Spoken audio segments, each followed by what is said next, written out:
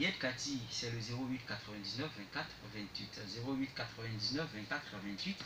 Vous êtes en quête d'artistes que vous voulez produire. C'est une bonne opportunité parce qu'elle vous permettra bien évidemment de faire une bonne couverture du marché musical. On dira les choses comme ça parce qu'elle joue en même temps au piano et puis chante. C'est une merveille pour l'Éternel. 08 99 24 28. 08 99 24 28. Nous sommes avec le prophète d'Oliveira pour le temps de la parole, la prédication. Et aujourd'hui, on parlera des différentes malédictions à éviter et à briser dans le sang de Jésus. Les différentes malédictions à éviter et à briser dans le sang de Jésus. Vous vous demanderez certainement, mais quelles malédictions il ne faut pas éviter? Vous allez comprendre tout à l'heure quand il prendra la parole. Prophète d'Oliveira, il faut le rappeler, est donc le leader du ministère apostolique et prophétique, Lumière des Nations, basé à Cocody, Angers, Château précisément. C'est un habitué de la radio, c'est un écrivain, il est aussi prophète, fondateur d'une œuvre. Bon, on n'en dira pas un peu plus. Il a la parole maintenant. Homme de Dieu, bonsoir. Bonsoir, bien-aimé Enes. Que le Seigneur bénisse. Amen. Et tous nos auditeurs aussi, que le Seigneur bénisse. Et pour ce soir, vous avez un thème très intéressant, les différentes malédictions à éviter et à briser dans le sang de Jésus. Vous avez vraiment toute la parole pour ce beau message et vous donnez en même temps votre contact sur lequel les auditeurs doivent envoyer des SMS relativement à les différents sujets de prière. Ok. Le contact, c'est le 08 47 00 60. 08 47 00 60. Il n'y a pas de souci, on a bien noté 08 47 00 60. Et un deuxième et contact, puis 45 64 04 28. 45 64 04 28. On y va maintenant pour le message. Ok, merci bien. Et que le nom de Dieu soit béni. Amen. Seigneur, je te dis merci pour ce moment. Saint-Esprit, viens nous enseigner, viens nous conduire, viens guider ce moment au nom puissant de Jésus. J'invoque ton sang en ces lieux et que ta faveur soit en ces lieux dans le nom précieux de Jésus. Je vous salue dans le nom précieux de notre Seigneur Jésus-Christ, bien-aimé. Et aujourd'hui, le thème que nous allons voir est intitulé « Les différentes malédictions à éviter et à briser dans le sang de Jésus-Christ ». Il y a plusieurs malédictions. Et ces malédictions, quelqu'un peut dire que mais Jésus est venu, il est mort, nous sommes bénis, nous ne sommes plus maudits. Mais celui qui rentre dans le péché tombe encore sous la malédiction. Et nous allons voir quelques malédictions qui peuvent arriver à une personne. La première malédiction que je voulais parler, la malédiction de Dieu. Dieu lui-même maudit. Parce que quand vous lisez la Bible dans le livre de Genèse chapitre 14 à 19, et nous voyons bien que Adam et Ève qui ont péché, Dieu les a maudits, il a maudit la terre, il a maudit Ève, il a maudit Adam, il a maudit le serpent.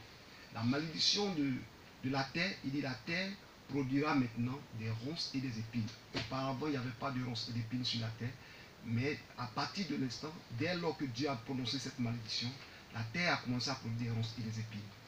Et la femme, Dieu a dit à la femme, à l'accouchement, elle va souffrir. Elle aura des douleurs de l'enfantement.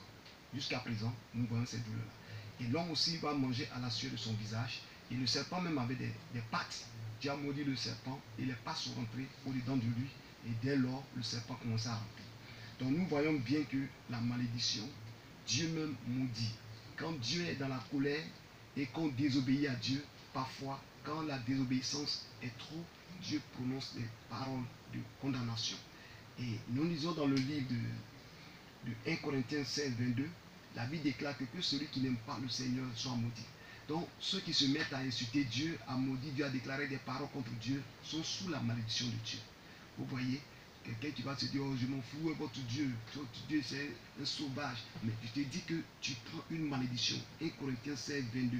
Il dit, celui qui n'aime pas Dieu, soit maudit, soit anathème. Anathème veut dire maudit. Vous comprenez? Donc, lorsque nous lisons dans la Bible, dans le livre de Deutéronome, nous avons quelques malédictions que nous avons citées tout à l'heure.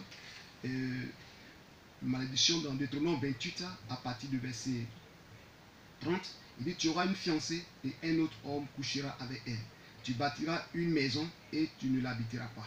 Tu planteras une vigne et tu n'en jouiras point. ne jura pas. Ton bœuf sera égorgé sous tes yeux et tu n'en mangeras pas. Ton âne sera enlevé devant toi et on ne te le rendra pas. Les brebis seront données à tes ennemis et il n'y aura personne pour venir à ton secours.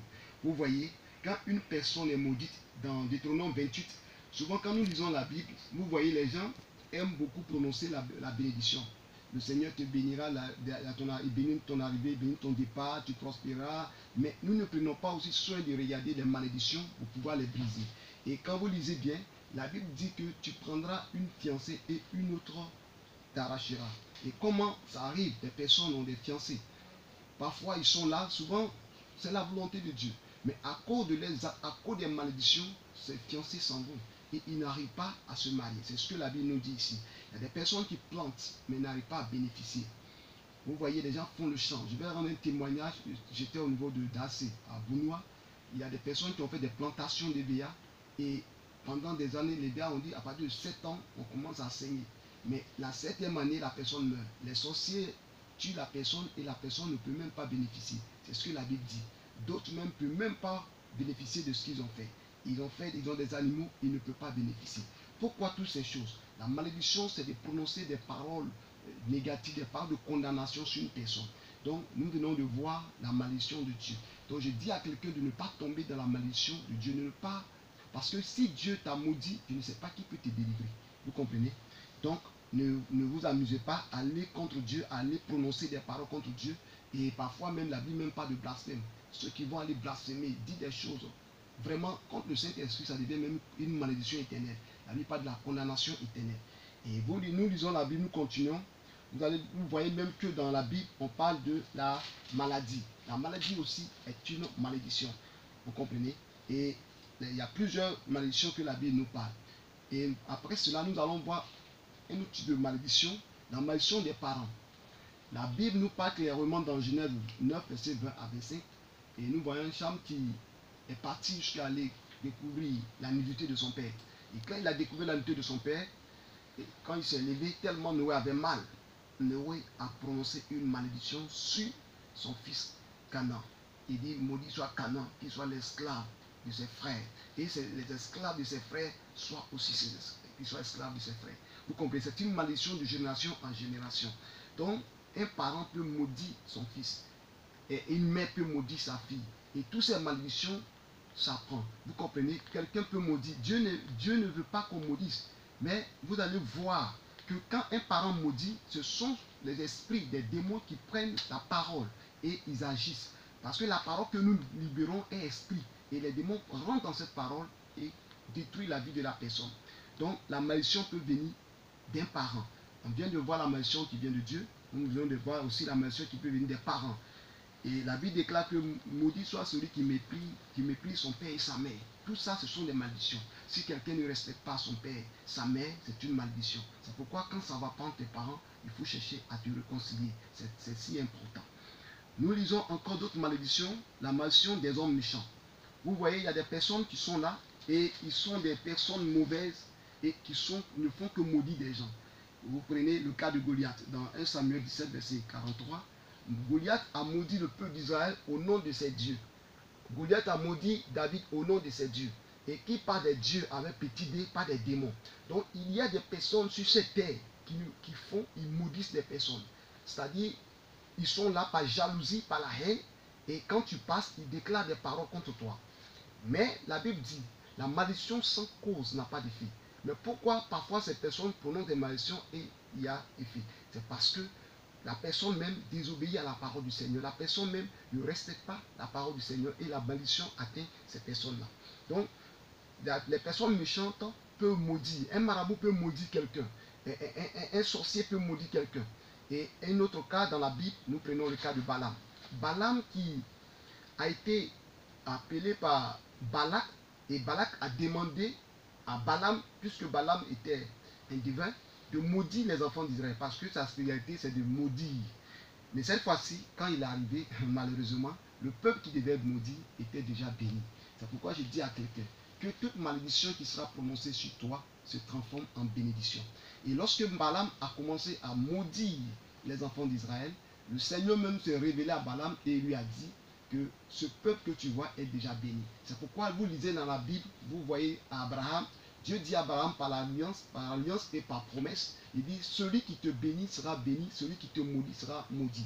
Donc la descendance d'Abraham aussi est bénie, et quiconque se lèvera pour maudire Israël sera maudit. Quiconque se lèvera pour bénir Israël sera béni. Nous voyons bien qu'aujourd'hui, de la grâce, les personnes vont en Israël, on bénit Israël, on fait des offrandes, les enfants vont aller planter même des arbres en Israël pour recevoir la bénédiction de Dieu parce que c'est une parole biblique. Vous comprenez? Donc, Balaam est parti maudire les enfants d'Israël en bâtissant jusqu'à 7 hôtels. 1, 2, 3, jusqu'à 7. Vous voyez, tellement il était engagé à maudire, mais tout ce qu'il fait était en vain. Vous lisez dans Deutéronome 23, verset 5, la Bible déclare que la malédiction se transforme en bénédiction. Donc, je dis à quelqu'un qui m'écoute que toute malédiction qui a été déclarée sur ta vie, que cette malédiction se transforme en bénédiction. Nous continuons encore. Et nous venons de voir la malédiction de Dieu. Nous venons à la malédiction des hommes méchants, Goliath, Balaam. Et nous allons toucher un autre point si important. La malédiction des proches.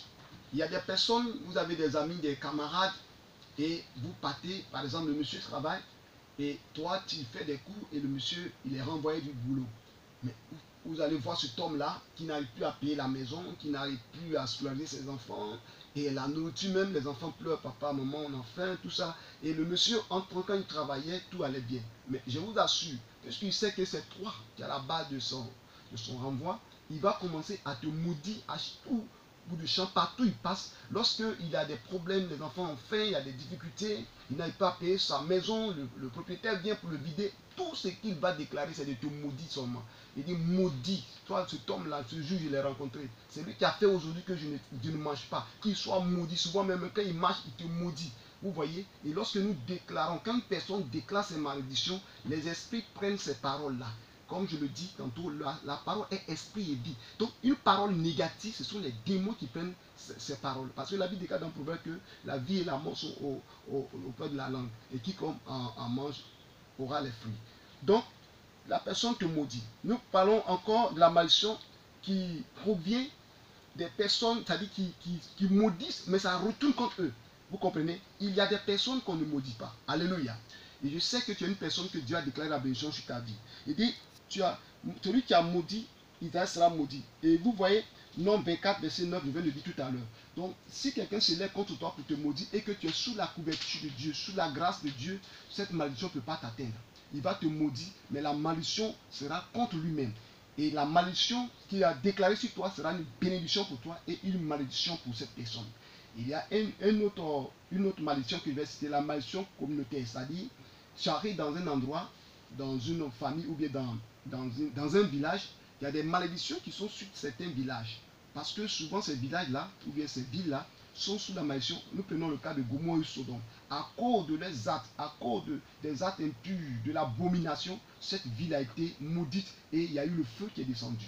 Donc tu peux arriver dans un village où les gens commettent, la population commet l'adultère, l'impudicité, l'inceste, le désordre, le blasphème. Et toi qui rentres dans ce village-là, la malédiction va t'atteindre. C'est pourquoi lorsque Abraham a prié pour Lot, cette malédiction, il est sorti de la malédiction pour ne pas que cette malédiction l'atteigne.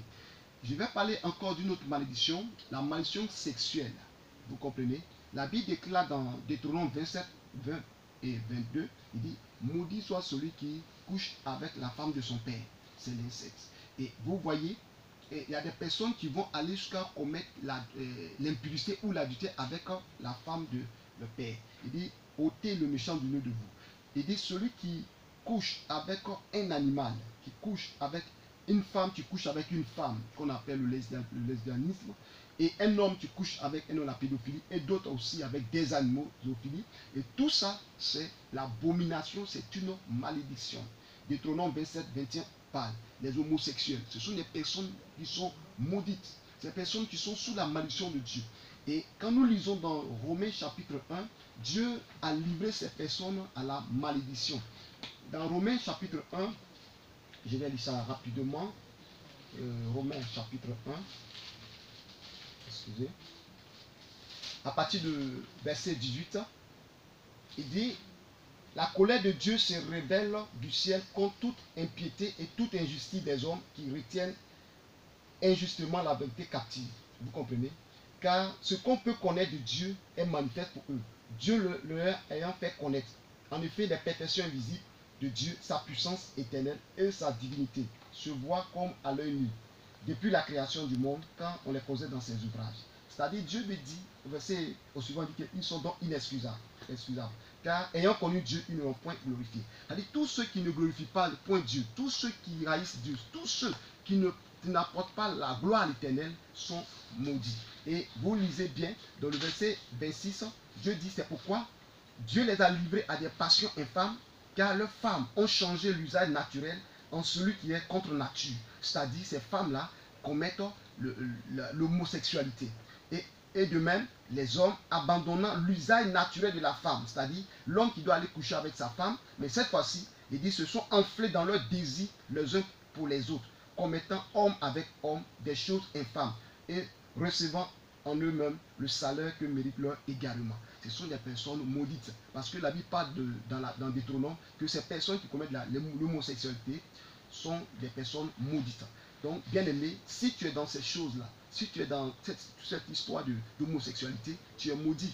Quel que soit ce que tu es, même ton message, si tu es un serviteur, tu es un chrétien, que tu vis dans l'homosexualité, tu es sous la malédiction de Dieu. Car ce sont des choses abominables devant l'Éternel.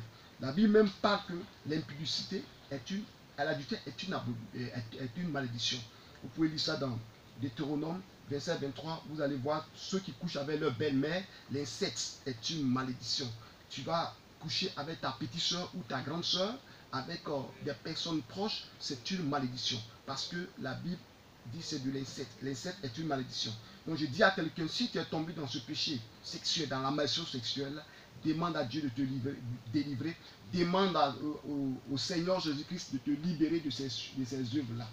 Bien aimé, on peut continuer. Dans 2 Pierre 2, 14, la Bible parle des enfants de la malédiction. Même quand vous lisez ce passage, la cupidité, l'adultère et toutes ces choses sont des malédictions. Vous voyez, Ananias et Saphira qui sont partis jusqu'à aller mentir au Saint-Esprit, quand on leur a demandé, est-ce que c'est à ce prix que vous avez vendu? Ils disent oui, à ce prix-là. Mais Pierre dit que c'est au Saint-Esprit que vous avez menti. Et au même instant, ils sont morts. C'est la malédiction. Parce que ça, c'est une malédiction éternelle. C'est un blasphème. C'est-à-dire, aller contre le Saint-Esprit est un blasphème. C'est un péché vraiment on ne peut pas effacer. On va continuer encore d'une autre malédiction. Et je vais récapituler. Je viens de parler de la malédiction de Dieu. C'est-à-dire, Dieu lui-même maudit. On a pris l'exemple de Adam et Ève. On a parlé de la malédiction des parents. Noé qui a maudit ses enfants. J'ai parlé également de la malédiction des hommes méchants. Goliath qui a maudit le peuple d'Israël au nom de ses dieux. Et Balaam, le dévin, qui a maudit les enfants d'Israël, mais cette fois-ci, sa malédiction n'a pas pris. Goliath, effectivement, ça n'a pas pris. Et la malédiction des proches, la malédiction communautaire, la malédiction sexuelle. Nous allons voir encore une autre malédiction, la malédiction religieuse. Celle-là, je vais vraiment expliquer beaucoup de choses. Vous voyez la malédiction religieuse, quand nous lisons dans Deutéronome chapitre 27, verset 15, on va lire ça, Deutéronome verset 15. Maudit soit l'homme qui fait une image taillée et une image en métal fondu, abomination de l'Éternel, œuvre des mains d'un artisan, et qui la place dans un lieu secret, et tout le peuple répondra et dira Amen. Vous comprenez? Aujourd'hui, il y a des personnes qui sont sous la malédiction religieuse. Je vais dire à quelqu'un, la communauté que tu fréquentes, est-ce que ce lieu n'est pas une malédiction pour toi?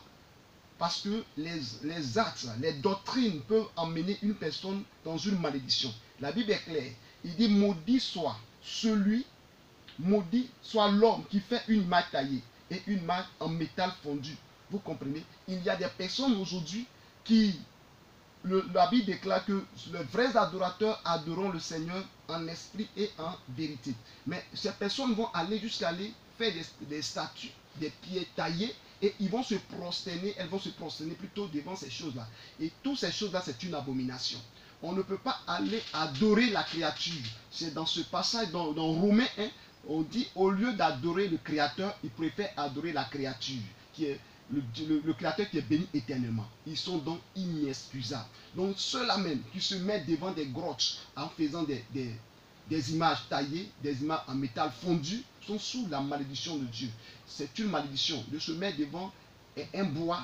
Nos parents qui sont au village, ils vont aller au marigot et ils vont aller adorer les montagnes, les rivières. Ils adorent la créature, ils adorent les démons, ils adorent les choses ineptes. Et toutes ces personnes-là sont sous la malédiction de Dieu. La Bible est claire là-dessus. Il dit maudit soit l'homme qui fait une image taillée et une image en métal fondu. Et ces personnes vont venir se prosterner. Vous comprenez encore qu'il y a des personnes qui sont sous la malédiction encore. Et il y a des chrétiens encore qui ont des croix. Et ces croix-là, on voit des crucifix sur leur cou. Et Jésus encore à la croix. La Bible nous dit clairement que maudit soit quiconque est pendu au bois. Jésus est mort et il est ressuscité. Il n'est plus à la croix. Mais des gens se prosternent devant des croix. Des gens se prosternent devant des crucifix. Et c'est une malédiction. En Israël, dans Deutéronome 30 versets, dans Deutéronome 21, verset 22-23, quand en Israël, quelqu'un a commis un crime, un meurtrier, un assassin, et qu'on l'a pendu au poteau, on le fait descendre, la nuit ne doit pas trouver sur cette personne, parce que si la nuit trouve cette personne, c'est comme tout le pays est maudit. Donc on enlève et on enterre. Et aujourd'hui, il y a des personnes encore qui ont l'image de Jésus-Christ, qui a porté nos malédictions, qui en Christ, si vous voyez une croix, sur cette croix que on voit Jésus-Christ encore à la croix, c'est que en ce Jésus dont tu veux te prosterner, en lui il y a l'adultère, en lui il y a le mensonge, en lui il y a le crime, en lui il y a la maladie, en lui il y a l'échec. Et toi, en tant que l'homme, tu vas te prosterner devant une croix où il y a des crucifix et tu dis tu vas adorer Dieu. C'est une malédiction, mes frères. C'est la vérité. C'est la parole de Dieu qui le déclare. Il dit maudit soit quiconque est pendu au bois. Galates chapitre 3, 10 et verset 13. Vous lisez ça, vous allez comprendre que la parole de Dieu est réelle. Dans Deutéronome 20, verset 1 à 2, il dit que la Bible dit de ne pas faire des images taillées. Je vais lire ce passage parce que c'est important. Et Deutéronome 20 rapidement, pour ceux qui ont la Bible. Je lis, il dit, verset 3, tu n'auras pas d'autre Dieu devant ma face, tu ne te prendras point, tu ne feras point d'image taillée, et tu ne te ni de représentation quelconque des choses qui sont en haut dans les cieux, qui sont en bas, etc. Et vous voyez ces choses, oui, ce sont des malédictions. Effectivement, on va revenir à l'instant. Il est 21h dans ce studio. On continue avec le message et on revient dans quelques minutes. On va pour le top horaire.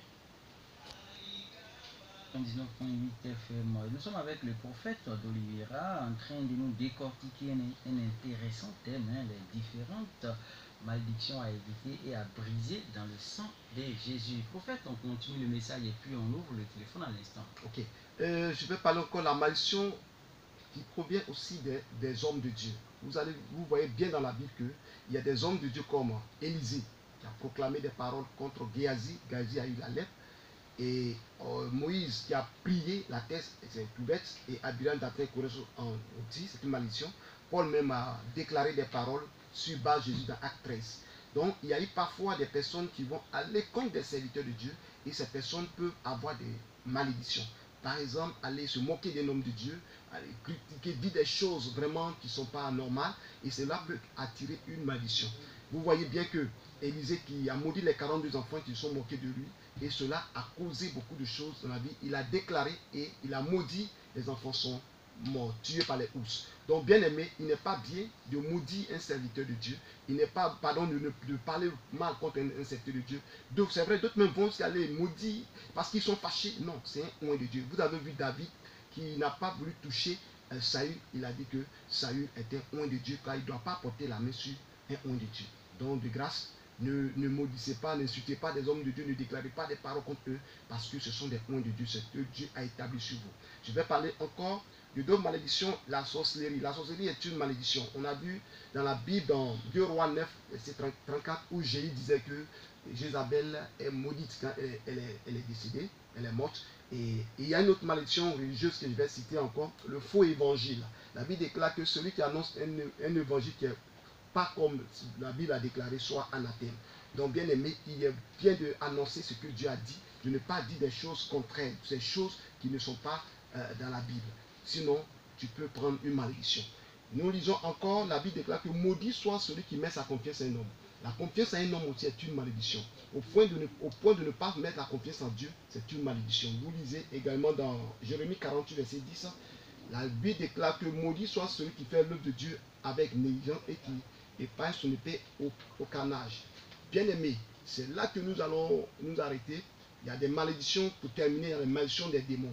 Il y a des personnes qui ne sont pas délivrées, qui peuvent parler en langue dans l'église, mais ce sont des démons qui parlent en eux. Et quand ces démons libèrent ces paroles, c'est une malédiction qui est sur le peuple. Des fausses prophéties sont des malédictions que les gens professent sur des personnes. Et la malédiction a des conséquences. Les conséquences, c'est quoi? C'est la sécheresse, c'est la misère, c'est l'échec, c'est la mort, parfois les maladies.